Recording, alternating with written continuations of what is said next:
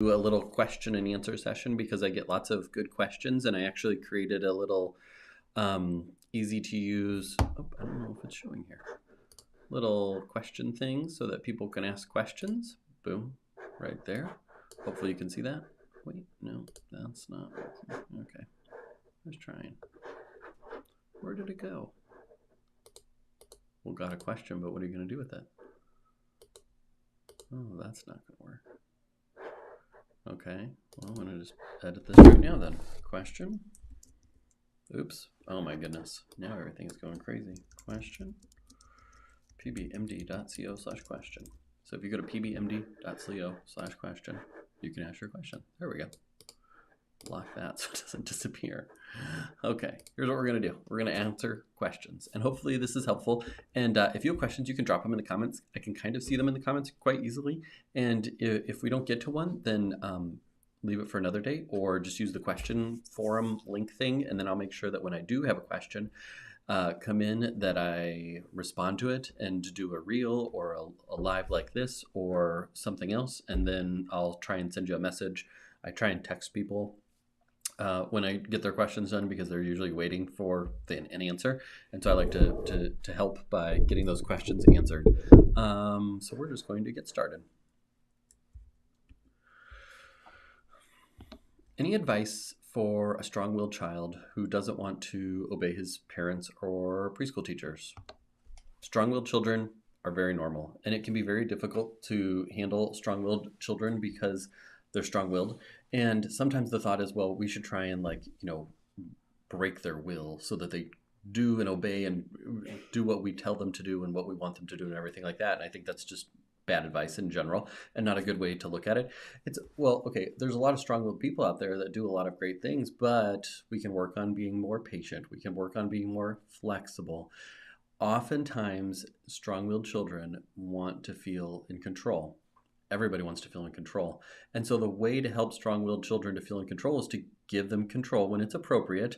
What do you want to wear? What should we do today? Where should we go? What order should we do things?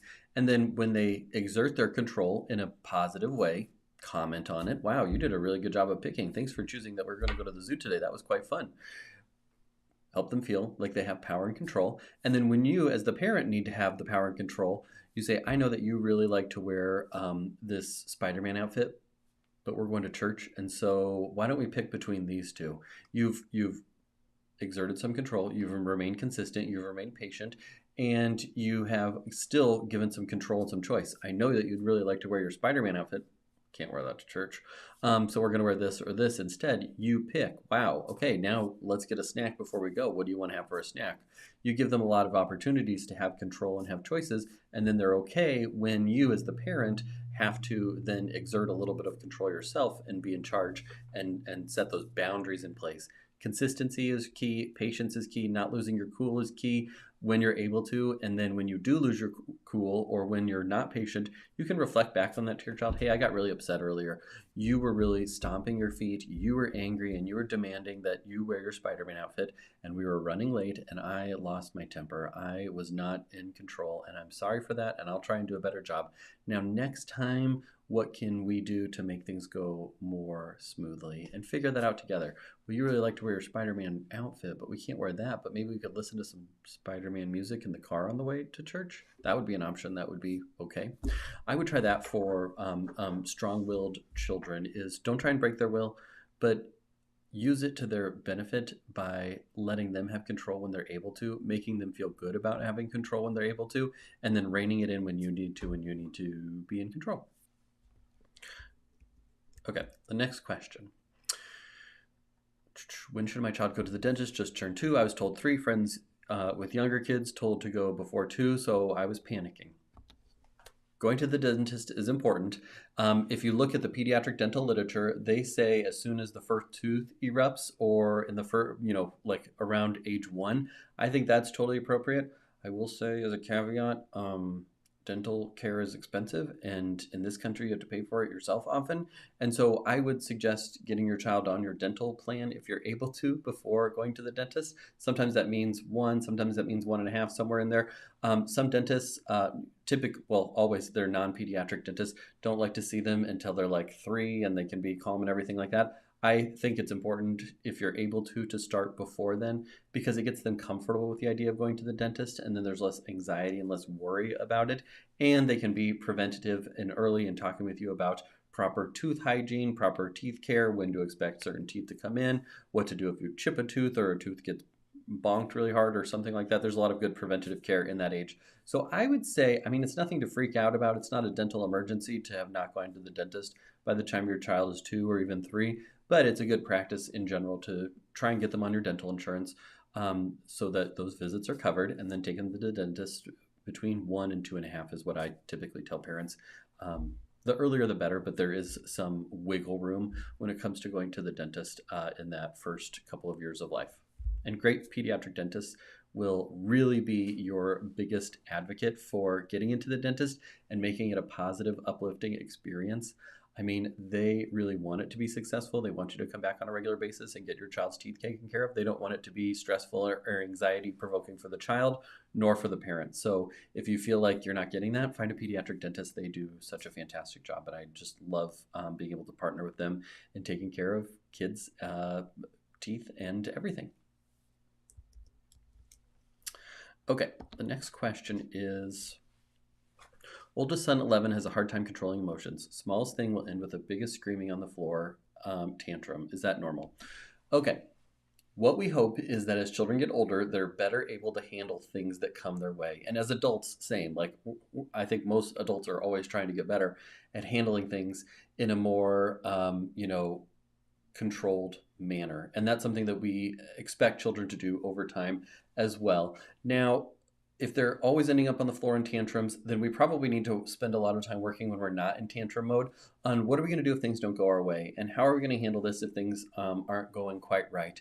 In this case, at age 11, I would expect that they don't do this at school on a regular basis. They do this at home, which probably means we just need to work on building that resilience for adversity at home and setting those consistent patient boundaries of what's going to happen. Now, 11 years old, I will say that's an age where it might be helpful to work with like a pediatric therapist or at least with your pediatrician to figure out some strategies that will be most helpful at that age, because that is something that we want to work through. And by and large, most children by that age will have those skills in hand. It doesn't mean there's anything wrong with your child if they don't, but it's certainly something to work on. There is a book, which I have right here, that I really like. It's called, let me just move it. So The Explosive Child, okay, by Ross Greene. I love this book, even for non-explosive children. I think it's a great book to read, and it's really helpful and goes through a lot of strategies. His biggest thing is kids do well when they can. And if they're not doing well, it's basically they can't do well. Either they don't have the skills or it's not the right circumstances. And I really try and focus on that when I'm helping parents through these sorts of things is remembering kids do well if they can. We either don't have the skills or the circumstances aren't right. The skills are, how do I handle it when I lose at chess? How do I handle it when my mom tells me, I need to go load the dishwasher? How do I handle it when I get a 90% or a 70% on a test, or I make a mistake, or, I forget to do something and then I can't do Legos because I have to do this other thing? Those are skills that we acquire over time. Some come easier for some kids than others, but it's something that we work on too. Some children are better at some things. Some children are better at other things.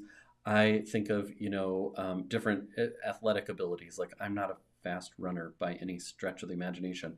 That's a skill I can work on. It comes easier to some than to me.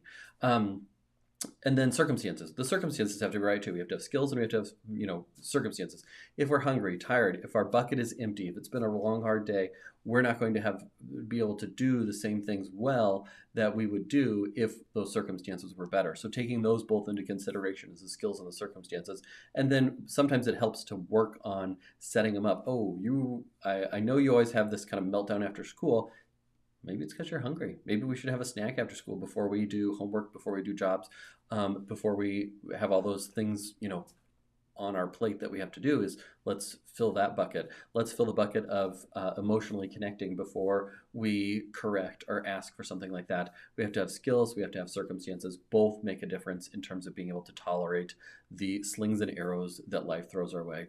But by age 11, I would say it might be helpful to talk with somebody that can give you a little bit more guidance and help build those skills in. Let's see. Oops.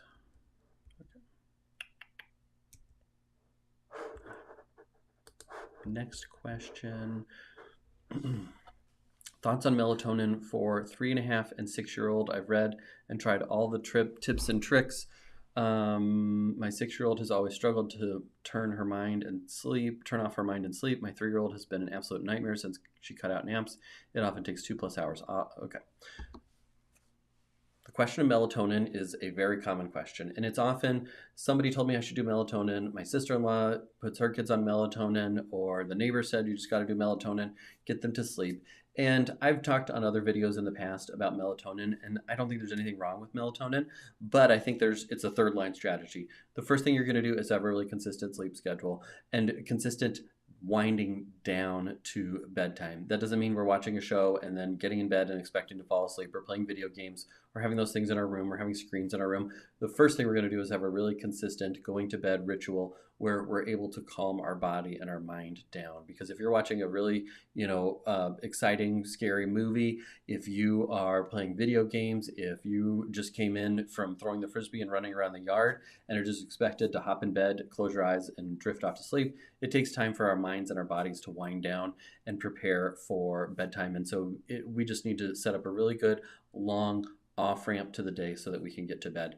The second line strategy would be behavioral modifications to work on staying in our room, staying quiet, having certain things, and skills in place so that we're able to calm our bodies down, stay in our room, let the opportunity for sleep to present itself so that we can fall asleep on our own.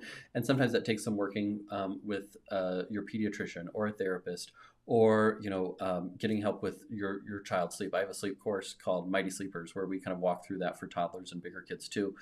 How to set things up. Maybe it's camping where you stay in your child's room, you help them calm down, you don't continually nitpick and push them back into their bed and all those sorts of things. But you do kind of help them to develop that skill of, I can wind down in my bed, I can read, I can listen to some music, I can do something to get off to bed. Third line, melatonin. Melatonin is not a big deal. It's not something that you need to worry excessively about if we're going to try it, but I would put those things in line first and then see if the need presents itself. I would find it unlikely that you would say both my kids, despite being very different in age, both need melatonin at the same time. It's probably that we're appropriately and expectedly quite frustrated with where we're at with sleep to say, okay, I just want to give them both melatonin. They probably both have different sleep issues that are presenting that we just need to figure out some strategies for off-ramping from the day and preparing ourselves for sleep better. And then if those things don't work, then I think it's reasonable to talk about melatonin.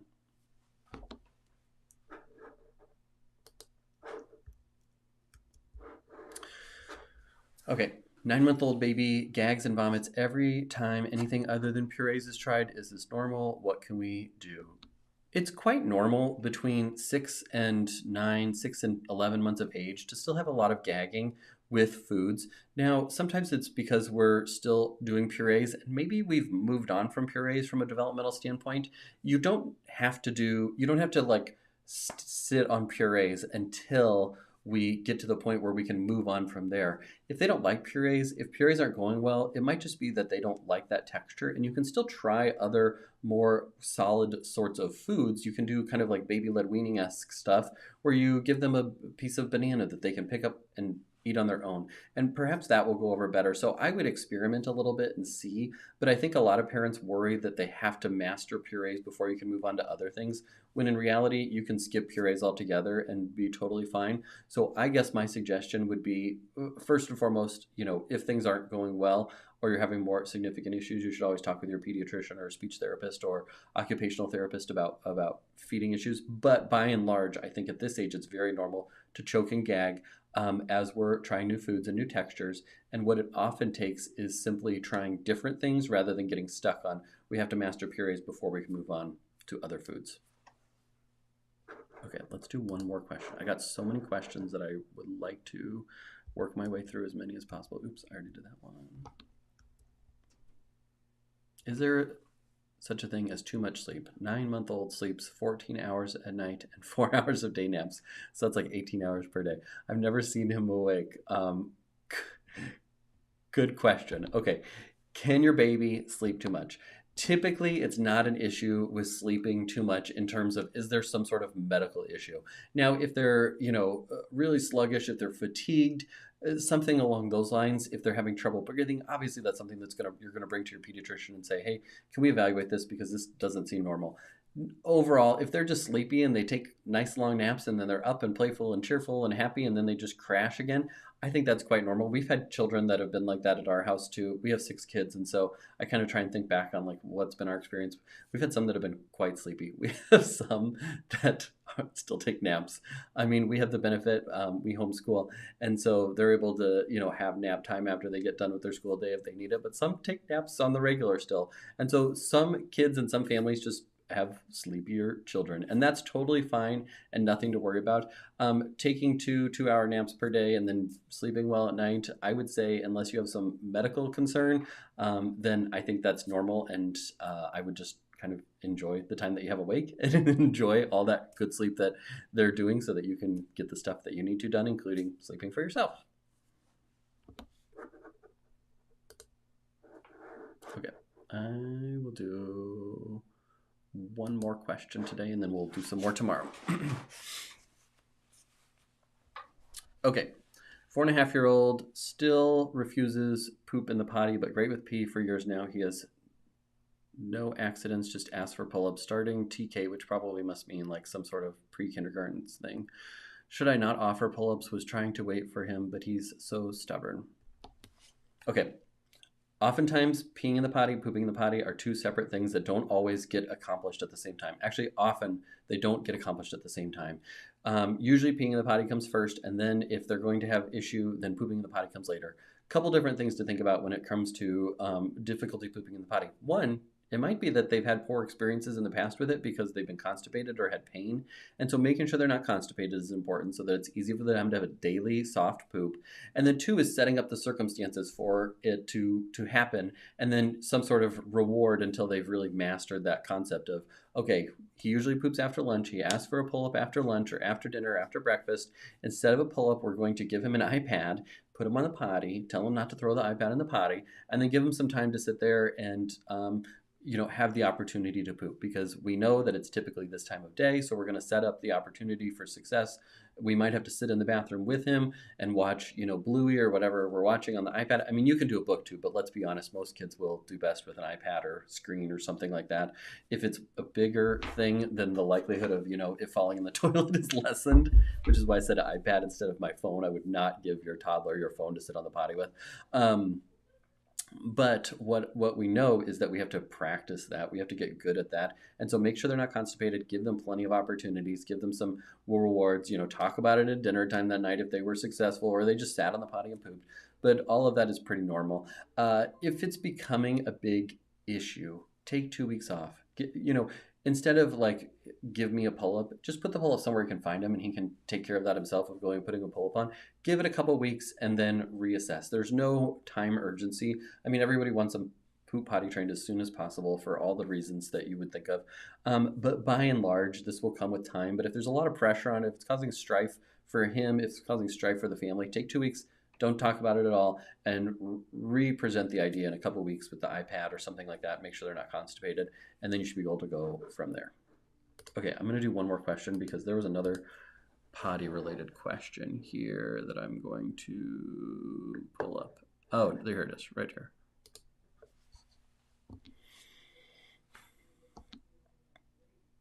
Okay, 5-year-old girl has been potty trained for 2+ years, still saturates pull-up at night. It is entirely normal to still have accidents at night when we are fully, greatly potty trained. Nighttime and daytime are two separate things that can be treated entirely different and separate. It takes time for the brain and the bladder to make that connection. We have heavy sleepers, and so they have accidents until they're ready to not have accidents. You don't have to wake them up in the middle of the night. You don't have to shame or guilt them for having those accidents because it's not anything under their voluntary control. They're not waking up and standing up and just peeing in their bed to, spite you, even though it might feel like that. It's because they're such good sleepers and such heavy sleepers that they just don't wake up, and it takes time for the brain and the bladder to make that connection. Just wait it out. Two things that you can try if you're just kind of like, I really want to tackle this in some way and say that I'm doing everything that I can do, is double voiding. The way that I teach double voiding to parents is you have the child pee, you have them wash their hands, you have them brush their teeth, and then go pee again. And what that does is sometimes children will they'll just pee enough that they don't feel like they need to pee anymore, and then they'll stop. So what the breakup in that does is it makes them, brush their teeth, and then it makes them go back and pee some more. So double voiding would be the main thing that can help. And then sometimes I'll have them just try and moderately restrict fluids after dinner. I don't find that makes a big difference, and you don't want to make it into a big thing of, no, you can't have any water. Well, they're probably, if they're asking for water, they're probably thirsty. You don't need to let them guzzle water, but you can still let them drink and all those things. Double voiding would be the main strategy that I would say, and then just waiting it out. Honestly, I would keep them in a pull-up because it's no fun to wake up in the middle of the night or be woken up to have to go change sheets and everything like that. It just takes time for the brain and the bladder to make that connection, and you really can't push it. You can add a lot of stress and everything like that, but most kids will be nighttime dry by age 6. And then every year, another chunk will get to that point of being nighttime dry. But it does take a few years. The only time that I ever intervene is when they get to 8 or 9. If you want to try a bed alarm at that point, you can. But those, you could just look it up on Amazon and find a bed alarm. Those work, but they're kind of a big hassle for everybody. And when you stop doing them, sometimes they regress. And then the other thing is sleepaway camp. They want to go to camp, they're embarrassed, they don't want to sleep in the pee in their sleeping bag, blah, blah, blah, blah, blah. That's a normal concern, and I don't want that to interfere with camp. So oftentimes we'll use some medications that will make them not pee at night for those specific circumstances, because the social benefit of going to camp and not having to worry about having an accident in our sleeping bag works well. So I just tell parents, if you get to that point, if your 8 or 9-year-old wants to go to sleepaway camp, or even 7-year-old wants to go to sleepaway camp, but it's the only thing standing in your way is the nighttime accidents, then talk to me a month before you're going to go. We'll get them set up with some medicine that's very safe and very effective at preventing accidents, so that you can use that for camp. You can keep using it afterwards if you want, to see if we can get things under control while the brain and the bladder make that connection. And that's kind of how I approach that. But by and large, it's just something that takes time. I hope that was helpful. Okay, we'll go through more questions. If you have questions, you can keep submitting them. It's pbmd.co/question, and you can submit your questions there. Keep up the good work and have a great day.